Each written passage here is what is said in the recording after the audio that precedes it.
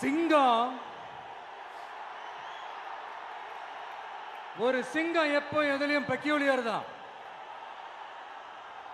ஒரு முறை சிங்கம் கர்ஜிச்சதுன்னா அந்த சவுண்ட்ல ஒரு 8 கிலோமீட்டருக்கு சும்மா அதிரும், எல்லா திசைகளும் அதிரும். அப்படிப்பட்ட அந்த சிங்கம் வேட்டைக்கு மட்டும்தான் வெளியில வரும், வேடிக்கை பார்க்கறதுக்கெல்லாம் வெளியில வராது. வேட்டையில கூட உயிரோடு இருக்கிற மிருகங்களை தான் வேட்டையாடும். அதுலயும் பெரும்பாலும் தன்னை விட பெரிய சைஸ் உள்ள மிருகங்களை தான் குறி வச்சு தாக்கும், ஜெயிக்கும்.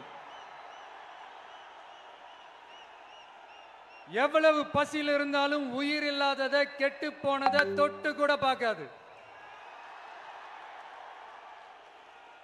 அப்படிப்பட்ட அந்த சிங்கம் அவ்வளவு ஈஸியா எதையும் தொடாது, தொட்டா விடாது. காட்டோட 4 பக்கமும் மார்க்கிங் மை டெரிட்டரின்னு தன்னுடைய பவுண்டரியை தானே வகுக்கும். அப்படிதான் அந்த காட்டையை தன்னோட கண்ட்ரோல்ல வச்சிருக்கும். சிங்கத்துக்கு கூட்டத்தோட இருக்கிறதுக்கும் தெரியும், தனியா இருக்கிறதுக்கும் தெரியும். அப்படியே தனியா வரணும்னு நினைச்சாலும் அஞ்சாம அலட்டிக்காம சும்மா கெத்தா தனியா வந்து அத்தனை பேருக்கும் தண்ணி காட்டும். எப்போ எதிலையும் தன்னோட தனித்தன்மையை இழக்கவே இழக்காது. Yes, a lion is always a lion.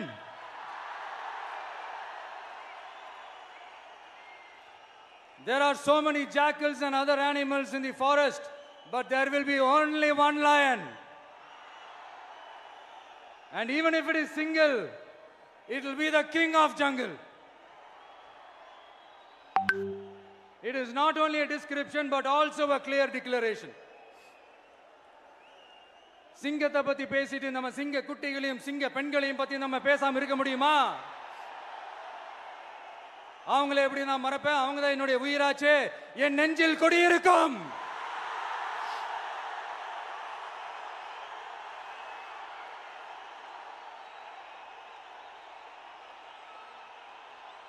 என்னுடைய தோழர்களுக்கும் தோழிகளுக்கும்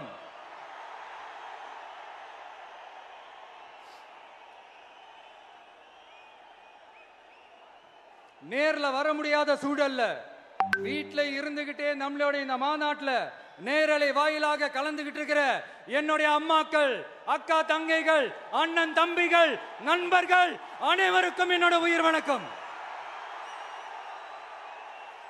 என்னோட உயிர் வணக்கம், என்னோட உயிர் வணக்கம்.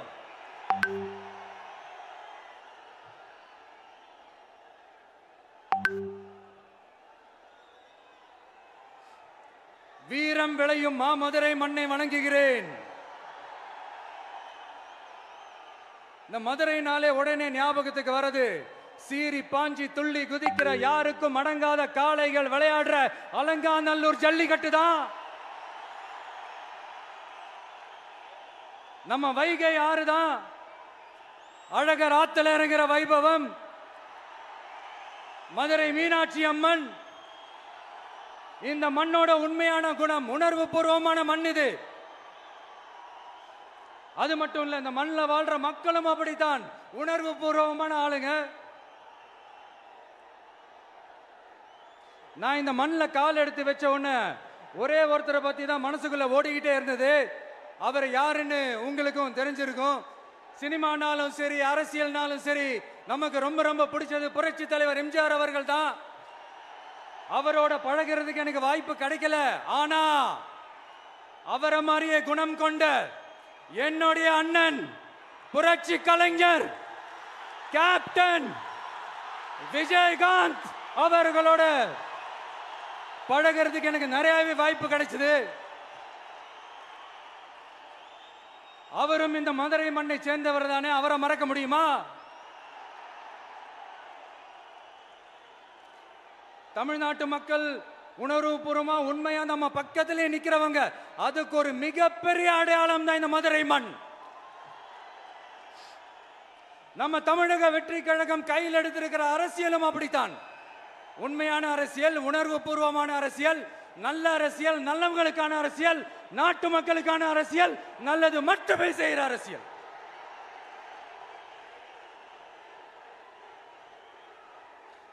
இதோ நம்மளுடைய இந்த இரண்டாவது மாநில மாநாடு வாகை சூடும் வரலாறு திரும்புகிறது. அப்படி இந்த மாநாட்டுக்கு பேர் வச்சிருக்கிறோம். 1967லயும் 1977லயும் நம்ம தமிழக அரசியல் ஒரு மிகப்பெரிய ஆட்சி அதிகார மாற்றங்கள் ஒண்ணு நடந்துச்சு இல்லையா? அதே மாதிரிதான் அடுத்த வருஷம் 2026ல அப்படி ஒரு வரலாறு திரும்ப போகுதுன்னு உறுதியா சொல்றதுக்கான மாநாடு தான் நம்மளோட இந்த இரண்டாவது மாநில மாநாடு. விக்கிரவாண்டி வீசாலையில் நம்மளுடைய ஃபர்ஸ்ட் மாநாடு நடத்தணும், வெற்றி கொள்கை திருவிழா. அதுக்கப்புறமே நீங்க பார்த்திருப்பீங்க தமிழக அரசியல் அந்த தட்ப வெப்பத்தையே மாத்தினுச்சு. நமக்கு எதிராக எத்தனை குரல்கள். ஆனா உங்களுக்கு தான் நம்மளை பத்தி நல்லா தெரியுமே, எந்த குரலையும் காதலையே போட்டுக்காம மக்களோட குரலை மட்டுமே கேட்டுக்கிட்டு நமக்கு எதிராக வர அத்தனை கூக்குரல்களையும் சின்னதா ஒரு சிரிப்போடவே கடந்து வந்திருக்கிறோம். அது இல்லாம நம்ம மாநாட்டில் ஒலிக்கிற இந்த குரல் இந்த ஒற்றை தமிழ் மகனோட குரல் மட்டுமல்ல, ஒட்டுமொத்த தமிழ்நாட்டு மக்களுடைய குரல். தமிழ்நாட்டில் இருக்கிற ஒவ்வொரு வீட்டில இருந்தும் ஒலிக்கிற குரல், ஒட்டுமொத்த உலகெங்கும் வாழும் ஒவ்வொரு தமிழ் வீட்டிலிருந்தும் எழும் குரல். இந்த சினிமா என்கிற மாபெரும் கலை ஆயுதத்தின் வாயிலாக சாதி, மதம், இனம், பாலினம், மொழி கடந்து இந்த நாட்டின் மூளை முடுக்கெங்கும் ரசிகர்களாக இருந்து தோழர்களாக நம்மோடு பயணிக்க துவங்கியுள்ள அனைவரோடும் இணைந்த ஒவ்வொரு மனிதருக்காகவும் ஒலிக்கிற உரிமை குரல். மாநில உரிமைக்காக, பெண் உரிமைக்காக, சமூக நீதிக்காக, சமநீதிக்காக, மதச்சார்பின்மைக்காக உண்மையா ஒலிக்கிற குரல். அதனால் இந்த குரலுக்கு எதிராக இன்னும் இன்னும் எத்தனை எத்தனை குரல்கள் வந்தாலும் ஓங்கி ஒலிக்குமே தவிர ஒரு நாளும் ஓயவே ஓயாது. Yes, it is an unstoppable voice, an unstoppable force.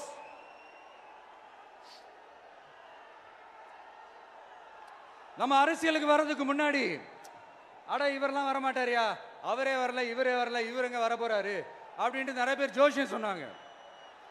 அப்புறம் நம்ம கட்சியினுடைய பேர் அறிவிச்சதுக்கு அப்புறம் பேரு தானே அறிவிச்சிருக்கிறாரு, மக்கள் கிட்ட பேர் வாங்கணும்ல, அதெல்லாம் முடியாதுன்னாங்க. அப்புறம் ரொம்ப முக்கியமா மாநாடுலாம் எவ்வளவு பெரிய விஷயம், அதெல்லாம் இவர் ஒத்தால எப்படி பண்ண முடியும், சும்மா பக்கத்தில் புஷியானதை வச்சுக்கிட்டு மாநாடுல எப்படி நடத்தி காட்ட முடியும், அதெல்லாம் அவங்களால முடியாது. அப்புறம் மழை பெஞ்சு எல்லாத்தையும் கெடுத்துரும். ஏன் என் கூட இருக்கிறவங்களே கூட தான் சொன்னாங்க. அதுக்கப்புறம் என்ன நடந்துச்சுன்னு உங்க எல்லாருக்குமே தெரியும். இப்ப புதுசா ஒண்ணு சொல்ல ஆரம்பிச்சிருக்கிறாங்க. அது என்னடானா, ஆட்சியை பிடிக்கிறதெல்லாம் அவ்வளவு ஈஸி இல்லை இல்லையா. இப்ப அதெல்லாம் விட்டாங்க, இப்ப இங்க வந்துட்டாங்க. இவர் நேரா ஷூட்டிங்ல இருந்து வருவாராம், வந்து ஆட்சியை பிடிப்பாராம். அது எப்படி இவராலே முடியும், அவராலேயே முடியல, இவராலேயே முடியல, அவருக்கு அத்தனை வருஷம் ஆச்சு, இவராலே எப்படி முடியும் ஒரு பக்கம். இன்னொரு பக்கம் கூட்டம்லாம் ஓகே தான், அது எப்படி ஓட்டா மாறும் அப்படின்றது இன்னொரு பக்கம். இப்படி கதை, திரைக்கதை, வசனம், இயக்கம், பாடல்கள்,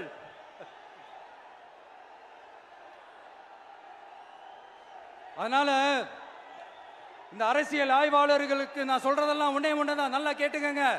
இந்த விஜய் ஏதோ இந்த பல லட்சம் பேர் கூடுற கூட்டத்தில் மட்டுமே இருக்கிறாரு அப்படின்னு மட்டும் தப்பு கணக்கு போட்டாதீங்க.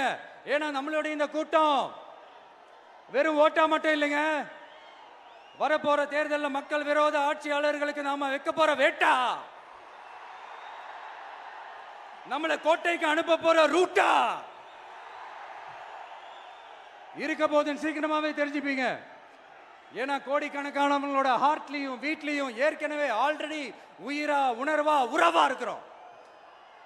நம்மளுடைய கனெக்ட் எல்லாம் வெறும் மக்களோட மட்டும்தான். நாம யாருன்னு அவங்களுக்கு தெரியும், அவங்க யாருன்னு நமக்கு தெரியும். நாமளும் நம்ம மக்களும் எப்படி இருக்கிறோம்னு எதிரிங்களுக்கு நல்லாவே தெரியும். இருந்தாலும் இந்த விஜய் எதுக்குப்பா வந்திருக்கிறாரு, இவர் என்ன புதுசா என்ன திட்டம்லாம் சொல்லிட்டாரு அப்படின்னு வேற நிறைய கேள்விகள். இந்த சொல்றேன் தெரிஞ்சுக்கங்க. பெண் குழந்தைகள், பெண்கள் மற்றும் வயசானவங்களோட பாதுகாப்புல தான் நம்ம பிரையாரிட்டியே. அடுத்து இளைஞர்கள், உழவர்கள், உழைப்பாளர்கள், நெசவாளர்கள், மீனவர்கள், ஆதரவற்ற முதியோர்கள், மாற்றுத்திறனாளிகள், மூன்றாம் பால் இனத்தவர்கள்னு இன்னும் இங்க யாருக்கெல்லாம் கவர்மெண்டோட ஒரு ஸ்பெஷல் அட்டென்ஷன் தேவையோ அவங்க எல்லாருக்குமான ஒரு கவர்மெண்ட் அமைக்கிறது தான் நம்ம இலக்கே. நான் ஏற்கனவே சொன்னதை தான் இங்க நான் திரும்பவும் சொல்றேன். நம்மளுடைய இந்த தமிழக வெற்றி கழகம் ஏதோ அரசியல் ஆதாயத்துக்காக தொடங்கப்பட்ட கட்சியெல்லாம் கிடையாதுங்க. கொள்கை கோட்பாடுகளோடு தந்தை பெரியார், பெருந்தலைவர் காமராஜர், அண்ணல் அம்பேத்கர், வீரமங்க வேலு நாச்சியார், மக்கள் சேவகர் அஞ்சலை அம்மாள், நம்மளுடைய 5 கொள்கை தலைவர்களோட வழிகாட்டுதல்களோடு தொடங்கப்பட்ட கட்சி. நம்ம ஸ்டாண்ட்ல நாம எப்பவுமே ஸ்ட்ராங்கா தாங்க இருக்கிறோம். அதுல எந்த மாற்றத்துக்கோ எந்த சமரசத்துக்கோ துளி கூட இடமில்லை. நம்மளுடைய ஒரே கொள்கை எதிரி பாஜக தான்.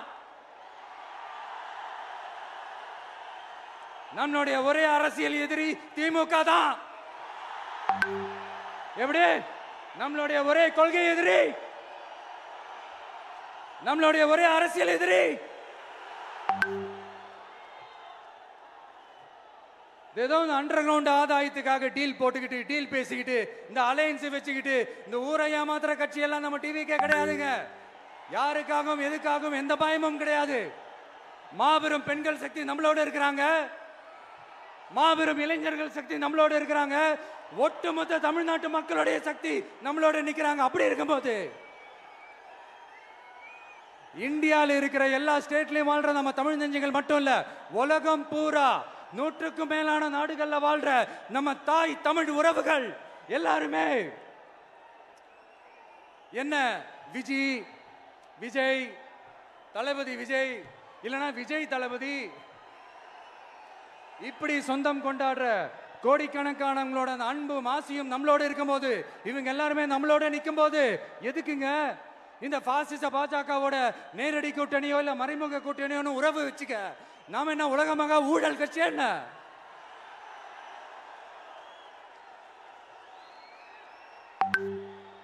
நம்மளை பத்தி சின்னதா ஒரு உண்மை ஒண்ணு சொல்லலாமா? என்னடா இவர் வாயால இப்படி சொல்றாருன்ட்டு யாரும் தவறா நினைச்சுக்க வேணாம். ஏன்னா இது ஒரு விதத்துல ஒரு ஃபேக்டும் கூட. அதனாலதான் நான் சொல்லணும்னு ஆசைப்படுறேன். நம்ம யார் தெரியும்ல? நாம எல்லாருமே சொல்றேன். நாம யார் தெரியும்ல? இந்தியாவின் மாபெரும் மக்கள் சக்தி கொண்ட ஒரு மகத்தான வெகுஜன மக்கள் படை.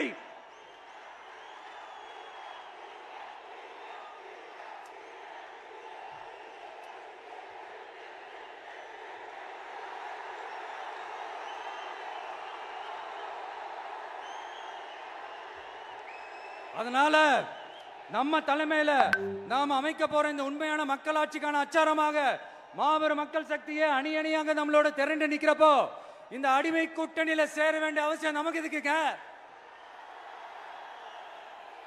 நம்மளுடைய இந்த கூட்டணி சுயமிழந்த கூட்டணியெல்லாம் இருக்காது, சுய மரியாதை கூட்டணியா தான் இருக்கும்.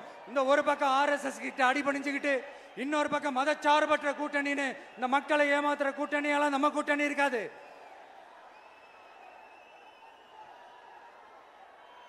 நான் இப்பவும் சொல்றேன், நம்மளை நம்பி வர்றவங்களுக்கு ஆட்சியிலும் அதிகாரத்திலும் உறுதியாக பங்களிப்பு செய்யப்படும்.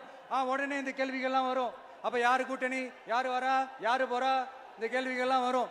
இந்த கேள்விகளுக்கெல்லாம் ஒரே ஒரு பதில் தான், சஸ்பென்ஸ்ல சஞ்சாரம் செய்யுங்க. ஆனா ஒண்ணு, 2026ல 2 பேருக்கு நடுவுல தான் போட்டியே. ஒன்னு டிவிகே, இன்னொன்னு டிஎம்கே. இந்த போட்டி எப்படி இருக்க போதுன்னா, இந்த அலையன்ஸை வச்சு எப்படியாவது நம்ம தப்பிச்சிடலாம். என்ன இந்த பழைய இந்த மேத்தமேட்டிக்ஸ், அரித்மேட்டிக்ஸ் இதெல்லாம் வச்சு எப்படியாவது நம்ம தப்பிச்சிடலாம் அப்படின்னு நினைக்கிறவங்களோட அந்த கனவு ஒரு நாளும் மைப்படாது. சரி, இப்ப நம்ம வேற ஒரு ஏரியாவுக்கு ஒண்ணு வருவோம். எதிர்காலம் வரும், என் கடமை வரும், இந்த கூட்டத்தின் ஆட்டத்தை ஒழிப்பேன்.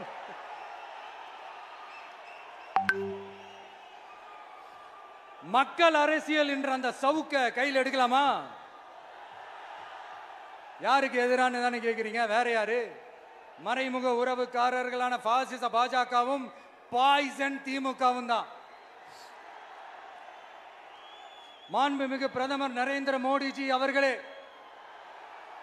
3வது முறையா ஒன்றியத்தோட ஆட்சி அதிகாரத்தை நீங்க தானே கையில் வச்சிருக்கிறீங்க. இல்ல நாங்க தெரியாம தான் கேட்கிறோம். நீங்க ஆட்சிக்கு வந்தது ஒட்டுமொத்த மக்களுக்கும் நல்லது செய்யவா, இல்ல நம்மளுடைய இந்த இஸ்லாமிய நண்பர்களுக்கும் இஸ்லாமிய தோழர்களுக்கும் எதிராக சதி செய்யவா? மக்களுக்கு உங்ககிட்ட கேட்கறதுக்குன்னு ஏராளமான கேள்விகள் இருக்குது. அதனால அவங்க சார்பா அவங்கள ஒருத்தனா அவங்களோட ஒரு உண்மையான ஒரு பிரதிநிதியா உங்ககிட்ட சில கேள்விகள் கேட்கணும். மிஸ்டர் பிரைம் மினிஸ்டர் அவர்களே, நம்ம தமிழ்நாட்டு மீனவர்கள் கிட்டத்தட்ட ஒரு 800 பேருக்கு மேல இலங்கை கடற்படையால தாக்கி அழிக்கப்பட்டிருக்கிறாங்க. அதை கண்டிக்கிறதுக்காக உங்களை பெருசா எதுவும் செய்ய சொல்லல, சின்னதா ஒண்ணு மட்டும் செஞ்சு கொடுங்க. இனிமேலாச்சும் எங்களுடைய மீனவர்கள் பாதுகாப்பா இருக்கிறதுக்காக இந்த கச்சத்தீவை இலங்கை கிட்ட இருந்து மீட்டு கொடுத்துருங்க, அது போதும். உங்களுடைய இந்த முரட்டு பிடிவாதத்தால நீங்க நடத்துற இந்த நீட்டு தேர்வு, அதனால இங்க என்னென்ன நடக்குதுன்னு சொல்றதுக்கே மனசு வலிக்குது. அதனால அந்த நீட்டு தேர்வு தேவையில்லைன்னு அறிவிச்சிருங்க, அது போதும். செய்வீர்களா திரு நரேந்திரபாய் தாமோதர் மோடிஜி அவர்களே? எங்களுக்கு என்னென்ன தேவையோ என்னென்ன நல்லதோ அதெல்லாம் செய்ய மாட்டேங்கிறீங்க. ஆனா ஆட்சி அதிகாரத்தை மட்டும் கையில வச்சுக்கிட்டு மக்களை ஏமாத்த நேரடியாக ஒரு பாசிச பாஜக அடிமை கூட்டணி ஒண்ணு. அடுத்து உங்களோட இந்த மைனாரிட்டி ஆட்சியை ஓட்டுறதுக்காக மறைமுகமாக RSS அடிமை குடும்பம்னு இன்னொரு கூட்டணி. இப்படி மக்கள் சக்தியே இல்லாத இந்த ஊழல் கட்சிகளை மிரட்டி அடிபணிய வச்சு 2029 வரைக்கும் சொகுசு பயணம் போயிடலாம்னு திட்டம் தீட்டி வச்சிருக்கிறீங்க. அதானே ஜி? என்ன ஜி? ஒண்ணு மட்டும் சொல்றேன், தெரிஞ்சுக்கங்க. என்னதான் நீங்க இந்த நேரடி மறைமுக கூட்டணின்னு குட்டிகரணம் போட்டாலும் தாமரை இலையில தண்ணியே ஒட்டாது. தமிழக மக்கள் மட்டும் எப்படி ஒட்டுவாங்க?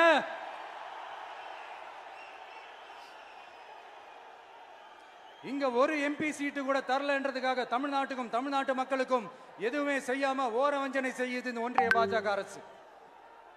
சங்கம் வச்சு தமிழ் வளர்த்த மண் இந்த மதுரை மண்.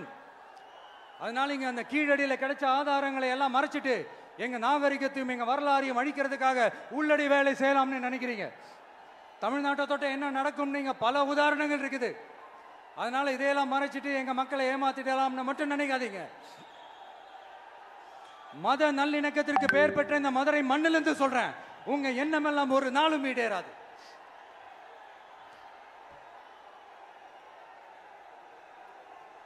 எம்ஜிஆர்னா யார் தெரியும்ல?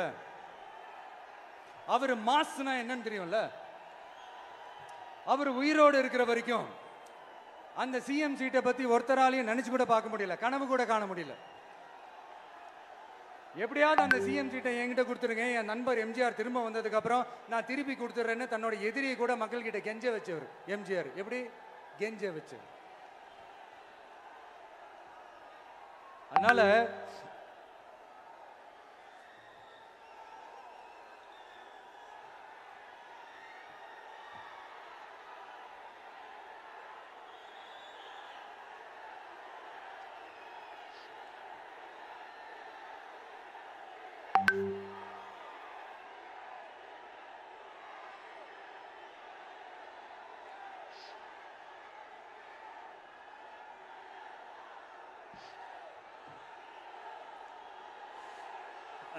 ஆனா இப்போ அவர் ஆரம்பிச்ச அந்த கட்சியை, எம்ஜிஆர் அவர்கள் ஆரம்பிச்ச அந்த கட்சியை கட்டி காக்கிறது யாரு? இன்னைக்கு அந்த கட்சி எப்படி இருக்குது? அதை நான் சொல்லிதான் உங்களுக்கு தெரியணுமா? அப்பாவி தொண்டர்கள் அதை வெளியில சொல்ல முடியாம வேதனையில தவிக்கிறாங்க. 2026 சட்டமன்ற தேர்தலில் யாருக்கு ஓட்டு போடணும், எப்படிப்பட்ட ஆட்சி இங்க அமையணும்னு அந்த அப்பழுக்கற்ற அந்த தொண்டர்களுக்கும் ரொம்ப நல்லாவே தெரியும். அதனால என்ன வேஷம் போட்டுக்கிட்டு பாஜக இங்க தமிழ்நாட்டுக்குள்ள வந்தாலும் அவங்க வித்தை எல்லாம் இங்க வேலைக்கே ஆகாது. இப்படி பொருந்தா கூட்டணியா இந்த பாஜக கூட்டணி இருக்கிறதுனால இப்ப ஆட்சியில இருக்கிற இந்த வெற்றி விளம்பர மாடல் திமுக என்ன செய்யுதுன்னு தெரியும்ல? பாஜகவோட உள்ளுக்குள்ள ஒரு உறவை ஒண்ணு வச்சுக்கிட்டு வெளியில எதிர்க்கிற மாதிரி ஒரு டிராமா ஒண்ணு பண்ணிக்கிட்டு எதிர்கட்சியா இருந்தா போங்க மோடின்னு பலூன் விடுறது, ஆளுங்கட்சியா இருந்தா வாங்க மோடின்னு கொடை பிடிச்சுக்கிட்டு கும்பிடு போடுறது. இது மட்டுமா? ஒரு ரைடுன்னு ஒன்று வந்துட்டா போதும், இது வரைக்கும் போகவே போகாத ஒரு மீட்டிங், அதை காரணம் காட்டி டெல்லிக்கு போறது, அங்க ஒரு சீக்ரெட் மீட்டிங் நடத்துறது. நல்லா நோட் பண்ணணும் மக்களே, அந்த மீட்டிங் அப்புறம் இந்த இஷ்யூ அப்படியே காணாம போயிருக்குமே. அதேதான் அதேதான். Stalin uncle, what uncle is very wrong uncle.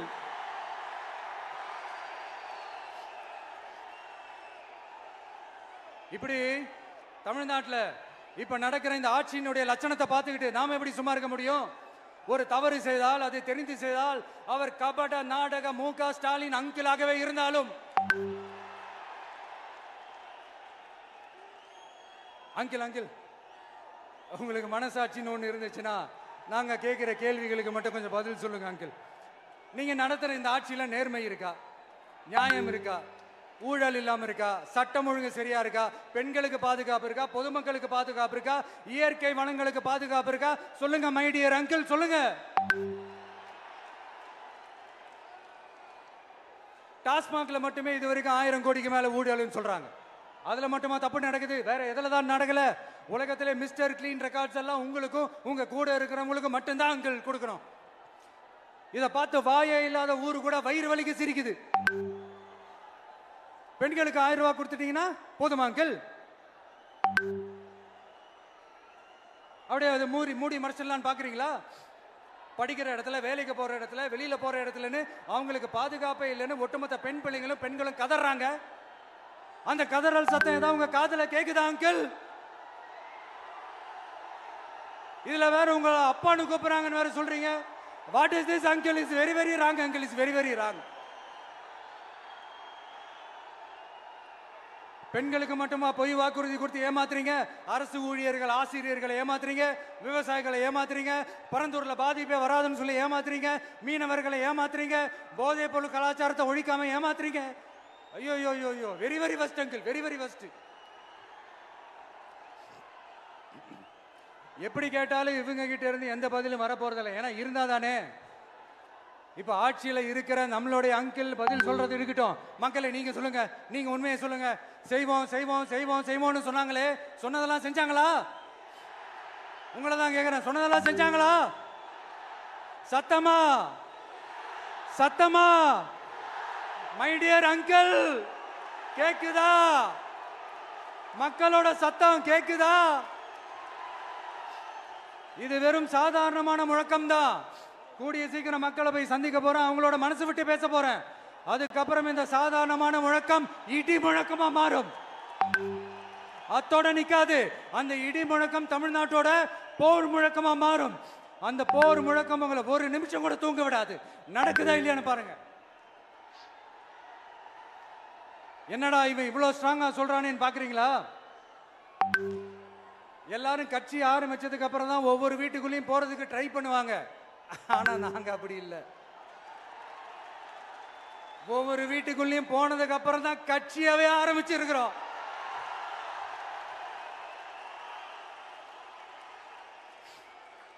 அதனால ஒட்டுமொத்தமா எல்லாருமா சேர்ந்து இந்த திமுக ஆட்சிய, கபட நாடக திமுக ஆட்சிய 2026 தேர்தலில் வீட்டுக்கு அனுப்புறோம். வீட்டுக்கு அனுப்புறோம். என்ன நண்பா, சரிதானே? என்ன நண்பி, செய்வீர்கள் தானே? இப்போ உங்களுக்கு சின்னதா ஒரு சர்ப்ரைஸ். நம்ம கட்சியினுடைய வேட்பாளர் பட்டியலை இப்ப நான் அறிவிக்க போறேன். மதுரை கிழக்கு வேட்பாளர் விஜய். இன்னும் முடிக்கல. ஒரு நிமிஷம், இன்னும் முடிக்கல. மதுரை மேற்கு வேட்பாளர் விஜய். மதுரை மத்தி வேட்பாளர் விஜய். மதுரை தெற்கு வேட்பாளர் விஜய். மதுரை வடக்கு வேட்பாளர் விஜய். மேலூர் விஜய். சோழவந்தான் விஜய். திருப்பரங்குன்றம் விஜய். திருமங்கலம் விஜய். உசிலம்பட்டி விஜய்.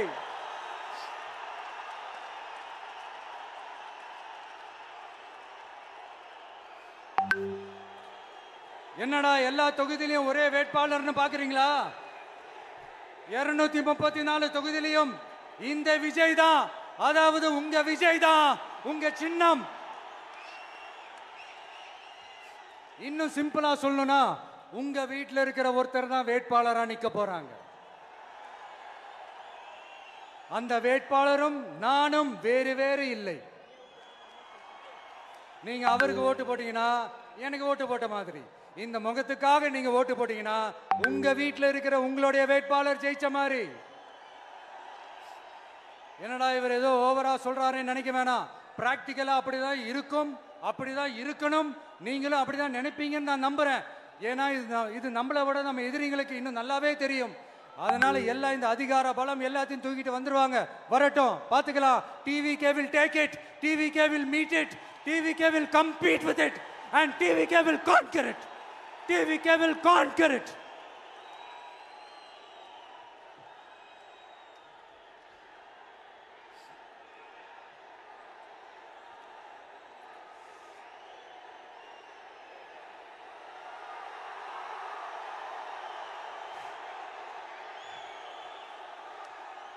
இந்த நேரத்தில் நம்ம மனசுல இருக்கிறத மக்கள் கிட்ட சொல்லி ஆகணும். தூத்துக்குடி ஸ்னோலினோட அம்மா என்ன அவங்களோட தம்பி, இன்னும் அவங்க பொண்ணுக்கு நான் தாய் மாமன்னு சொன்னாங்க. அந்த அக்காவோட குழந்தைக்கு மட்டும் இல்லைங்க, என்ன அண்ணனா தம்பியா நினைக்கிற தமிழ்நாட்டில் இருக்கிற என்னோட எல்லா சகோதரிகளின் குழந்தைகளுக்கும் நான் இன்னைக்கு மட்டும் இல்ல, என்னைக்குமே ஒரு தாய் மாமனா தான் இருப்பேன். நீங்க எல்லாரும் என்னுடைய ரத்த உறவு, கூட பிறந்த பொறுப்பு.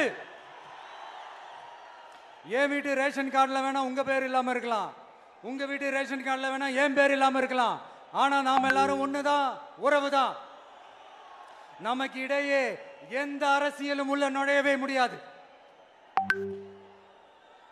என்கிட்ட இருந்து உங்களையும் உங்ககிட்ட இருந்து என்னையும் எந்த சக்தியாலும் பிரிக்கவே முடியாது. அப்புறம் நான் ஒன்னும் இந்த மார்க்கெட் போனதுக்கு அப்புறம், ரிட்டையர் ஆனதுக்கு அப்புறம் அடைக்கலம் தேடி அரசியலுக்கு வரல, படைக்கலனோட வந்திருக்கிறோம். பவர்ஃபுல் போர்ஸோட, மாபெரும் படை வரிசையோட, எல்லாத்துக்கும் தயாராகி தான் வந்திருக்கிறோம். இவ்வளவு தயாரா நாம அரசியலுக்கு வர்றதுக்கு ரொம்ப ரொம்ப முக்கிய காரணம் ஒண்ணு இருக்கு. அது என்ன தெரியுமா? நன்றி கடன், நன்றி கடன், நன்றி கடன்.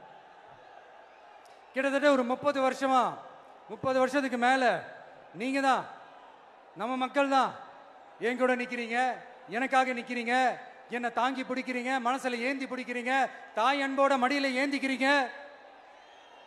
உண்மையை சொல்லணும்னா வேற யாரை விடவும் எனக்கு இந்த அன்பையும் ஆதரவையும் கொடுத்திருக்கிறீங்க. என் மேல உயிரையே வச்சிருக்கிறீங்க. என்ன உங்க வீட்டுல ஒருத்தனாவே ஆக்கிட்டீங்க. நீங்க எனக்கு கடவுள் கொடுத்த வரம்.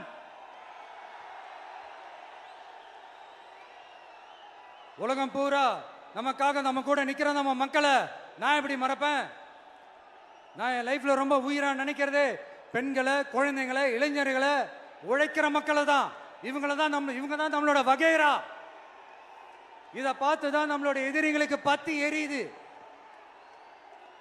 அதுக்காக நாம் என்ன செய்ய முடியும்? அதனால நம்ம உறவுகளை, சொந்தத்தை, வகைராவை யாருக்காகவும் எதுக்காகவும் விட்டு கொடுக்க முடியாது இல்லையா? Here at this moment among this August gathering, I want to open my heart and say I enjoy people, I respect people, I worship people.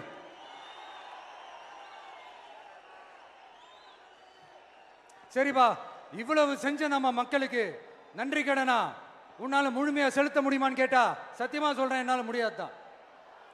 இன்னும் எத்தனை ஜென்மம் எடுத்தாலும் அந்த நன்றி கடனை என்னால தீர்க்கவே முடியாது. அப்புறம் என்ன மானாவுக்கடா நீ வந்திருக்க அதானே கேக்குறீங்க? மைண்ட் வாய்ஸ் கேட்ட மாதிரி இருந்து. வாழ்நாள் முழுக்க நம்ம மக்களுக்காக ஆதரவா துணையா நிக்கிறத தவிர, அவங்களுக்காக உழைக்கிறத தவிர எனக்கு வேற எந்த எண்ணமும் இல்லை. எனக்கு இப்ப வேற வேலையும் இல்லை. இனிமே எனக்கு இதுதான் என் வேலையே, என் கடன் இனி என் மக்களுக்கு பணி செய்து கிடப்பதே. இப்படியா ஹார்ட் டு ஹார்ட் யதார்த்தமா பேசிய பழகிட்டோம். இதுக்கு மேலேயும் எனக்கும் மக்களுக்கும் இடையே இருக்கிற அந்த உறவை பத்தி நான் பேச ஆரம்பிச்சேன்னா ஒரு மாதிரி எமோஷனல் ஆகிடுவேன். அப்புறம் அதை கண்ட்ரோல் பண்ணுறது ரொம்ப கஷ்டம். அதனால என்னை மனசார நேசிக்கிற நம்ம மக்களுக்கு ஒன்றே ஒன்று சொல்றேன். இந்த விஜய் உங்க விஜய், உங்களுக்கான விஜய், உங்களுக்காக மட்டுமே இருக்கிற விஜய். உங்க கூட நிக்க, உங்களுக்காக நிக்க, உண்மையா நிக்க, உணர்வோட நிக்க, உறுதியா நிக்க, உங்க கூட பேச, உங்களுக்காக பேச, உண்மையா பேச, உணர்வோட பேச, உறுதியா பேச, உங்களுக்காக சேவை செய்ய உங்க விஜய் நான் வரேன்.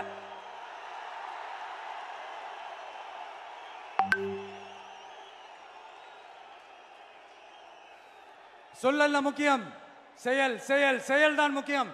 செய்கை தான் சும்மா சிறப்பா இருக்கணும். நான் ஆட்சிக்கு வந்தேன்னா சும்மா அது செய்வேன், இது செய்வேன், நல்லது செய்வேன், உருட்டுவேன், புரட்டுவேன், அதெல்லாம் கிடையாது. செய்யறதுக்கு, நல்லது செய்யறதுக்கு, நல்லது செய்யறதுக்கு மட்டும்தான் இந்த விஜய். அப்புறம் ஒரு அரசியல் தலைவன் அவன் சினிமாக்காரனா, நல்லவனா, கெட்டவனா, இதெல்லாம் தாண்டி அவன் உண்மையானவனா, அதுதான் ரொம்ப ரொம்ப முக்கியம். இது சம்பந்தமா ஒரு குட்டி கதை ஒன்று சொல்றேன்.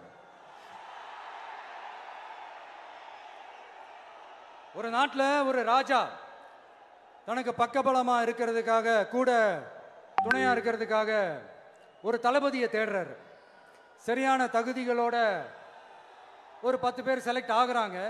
ஆனால் அதில் ஒருத்தர் மட்டும் தான் செலக்ட் பண்ணணும். அதனால அந்த ராஜா என்ன பண்றாருன்னா ஒரு டெஸ்ட் வைக்கிறாரு.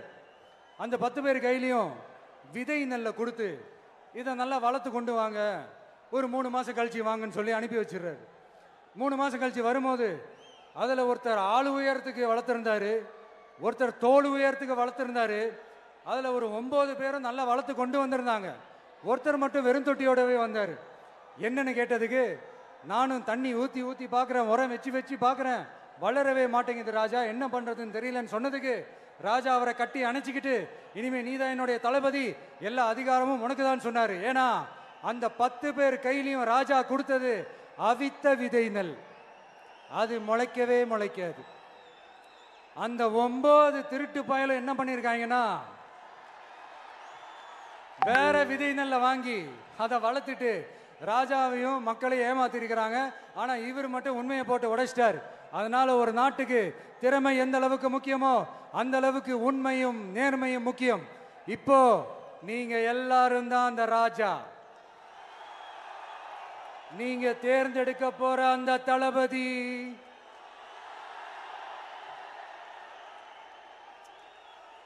சும்மா சினிமாக்காரன் சினிமாக்காரன் சினிமாக்காரன். அம்பேத்கர் அவர்களை தோக்கடிச்சது சினிமாக்காரன் இல்ல, அரசியல்வாதி. காமராஜர் அவர்களை தோக்கடிச்சது, இங்க விருதுநகர் பகுதியில் தோக்கடிச்சது சினிமாக்காரன் இல்ல, இன்னொரு அரசியல்வாதி. இன்னைக்கும் நம்ம கூட வாழ்ந்துட்டு இருக்கிற நல்ல கண்ணு ஐயாவை தோக்கடிச்சது சினிமாக்காரன் இல்ல, அரசியல்வாதி.